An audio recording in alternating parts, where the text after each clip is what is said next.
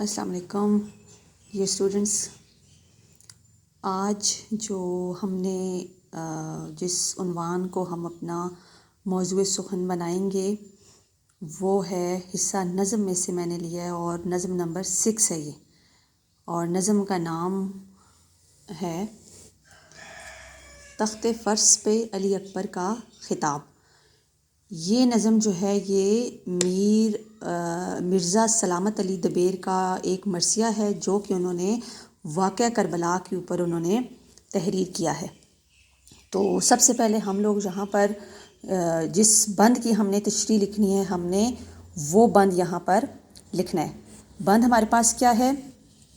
شہزادے نے جلوہ جو کیا دامن زیں پر، پھر زین نے آواز کسا مہر مبیں پر، مرکب نے قدم فخر سے رکھا نہ زمیں پر، سرت سے کہا فرش بچھا عرش بری پر، پلکوں سے لیا پنجے میں شہباز قضا کو، بغلوں کے شکنجے میں کیا قید ہوا کو۔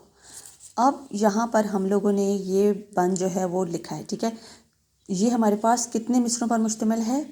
6 مصروں پر۔ 6 مصروں پر جو بند مشتمل ہو وہ کون سی حیت ہوتی ہے؟ اس کی مسدس کی حیت میں۔ اب یہ بند ہمارے پاس مسدس کی حیت میں لکھا ہے۔ اب ہم نے اس کے بعد جو نیکسٹ ہم نے جو اگلا پروسیس ہمارا ہوگا وہ ہم نے کیا لکھنا ہے؟ حوالہ نظم و شاعر۔ اب ہم نے یہاں پر یہ چیز مینشن کرنی ہے کہ اس نظم کا، یہ کس نظم سے یہ بند لیا گیا ہے اور اس کے شاعر کا کیا نام ہے، ٹھیک ہے۔ تو فرسٹ آف آل ہم لوگ ہیڈنگ دیں گے حوالہ نظم و شاعر، اس کے بعد پھر ہم لوگ دیں گے ہیڈنگ نظم، ٹھیک ہے۔ نظم کی ہیڈنگ دے کے ہم لوگ آگے ہمارے پاس کون سی نظم ہے؟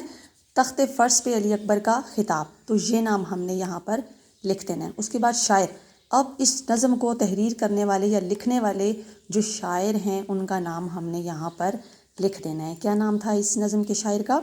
مرزا سلامت علی دبیر، ٹھیک ہے۔ نیکسٹ جو ہیڈنگ ہوگی ہمارے پاس کیا ہوگی؟ صنف، یعنی کہ یہ اصناف سخن کی کون سی صنف ہے؟ قصیدہ ہے، مثنوی ہے، مرثیہ ہے، جیسے کہ میں پہلے بھی ایکسپلین کر چکی ہوں ان 3-4 چیزوں کو۔ تو یہ ہمارے پاس واقعہ کربلا کے متعلق حضرت علی اکبر جو تھے، حضرت امام حسین کے جو بیٹے تھے، ان کے اوپر یہ اور اہل بیت کے جو لوگ تھے، اس تمام موضوع کو موضوع سخن بنا کر مرزا سلامت علی دبیر نے اپنی جو صنف تھی مرثیہ، ٹھیک ہے، اس چیز میں ہمارے سامنے انہوں نے پیش کیا۔ نیکسٹ جو ہیڈنگ ہمارے پاس وہ ہے تخلص، ٹھیک ہے۔ تخلص، اب یہاں پر ہمارے پاس یہ جو شاعر ہیں انہوں نے تخلص کا استعمال کیا، دبیر۔ ریئل نام تو ان کا مرزا سلامت علی تھا، لیکن انہوں نے تخلص وہ مطلب کلمی نام ہوتا ہے جو شاعر یا ادیب اپنے اصلی نام کے ساتھ لگاتے ہیں، وہ کیا کہلاتا ہے؟ تخلص۔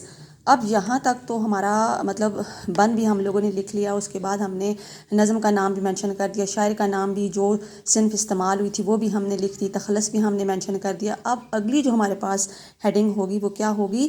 حل لغت، یعنی کہ اس پورے بند میں جتنے بھی ڈیفیکلٹ ورڈز ہیں ان کے ہم لوگوں نے میننگ یہاں پہ لکھنے ہیں۔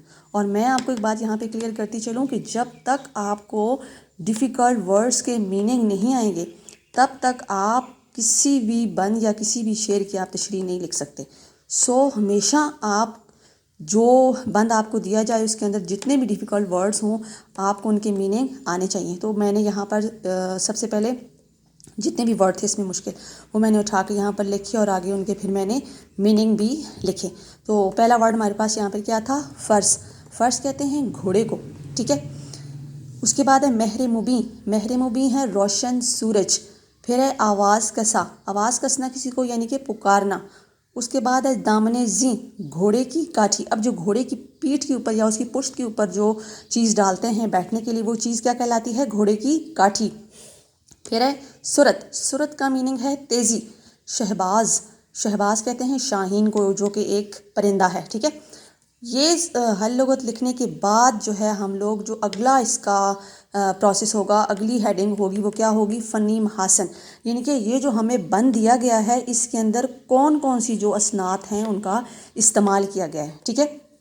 تو ہم اس پہلے پورے بند کو دیکھیں گے کہ اس کے اندر کون سے ایسے ورڈ ہیں جو ایک دوسرے کے ساتھ ریلیونٹ ہیں، یا ایک لفظ آیا تو اس کے ساتھ اس کے مطلب اس کے جو مناسبت سے جو دوسرا لفظ دیا گیا وہ کون سا ہے۔ تو یہاں پر آپ لوگ دیکھیں کہ یہاں پہ مرکب لکھا ہوا ہے، ٹھیک ہے، مرکب کہتے ہیں گھوڑے کو، اور گھوڑے کے ساتھ کیا چیز ریلیٹ کرتی ہے؟ جب ہم گھوڑے کا ذکر کرتے ہیں تو اس کے ساتھ کیا چیز ایسی آتی ہے کہ ہم لوگ کہتے ہیں ہاں جی یہ گھوڑے کے ساتھ یہ چیز، اس چیز کی مناسبت ہے۔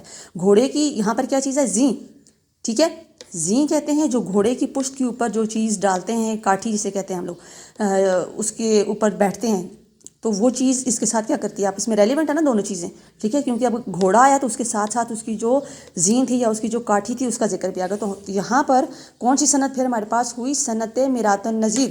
صنعت میرات النظیر وہ صنعت ہے جس میں ایک لفظ کے ساتھ، یعنی صنعت میرات النظیر وہ صنعت ہے جس میں کسی ایک لفظ کو اس کی مناسبت کے ساتھ دوسرے الفاظ اس کلام میں یا اس تحریر میں لانا، وہ کیا کہلاتی ہے؟ صنعت میرات النظیر۔ تو یہاں پر ہمارے پاس کیا ہے؟ مرکب اور زیں، ٹھیک ہے، یہ اگزامپل صنعت میرات النظیر کی ہے۔ اس کے بعد ہے صنعت تضاد۔ صنعت تضاد، اب یہاں پر پورے اس میں نے بند میں دیکھا کہ کہیں پر صنعت تضاد موجود ہے۔ یہ چوتھا بند آپ لوگ دیکھیں ذرا، اس میں سورت سے کہا فرش بچھا عرش بریں پر۔ یہاں پر فرش اور عرش کیا ہیں؟ آپس میں اپوزٹ ہیں، ایک دوسرے کے یہ مخالف ہیں، یعنی کہ متضاد ہیں یہ دونوں ایک دوسرے کے۔ تو یہاں پر پھر کون سی صنعت ہوئی؟ صنعت تضاد۔ تو یہاں پر پھر میں نے اس کی کیا اگزامپل مینشن کی؟ عرش اور فرش۔ یہاں تک ہم لوگوں نے اس پورے بند کو لکھ کر، اس کا حوالہ نظم و شائع دے کر، اس کے حل لغت مینشن کر کے، اس کے اندر جو اسناد تھیں ان کا الگ سے ڈیفائن کر کے، ان کی اگزامپل دے کے، ہم لوگوں نے جہاں تک اس کا یہ جو پروسیس تھا یہ ہم نے کمپلیٹ کر دیا، ٹھیک ہے۔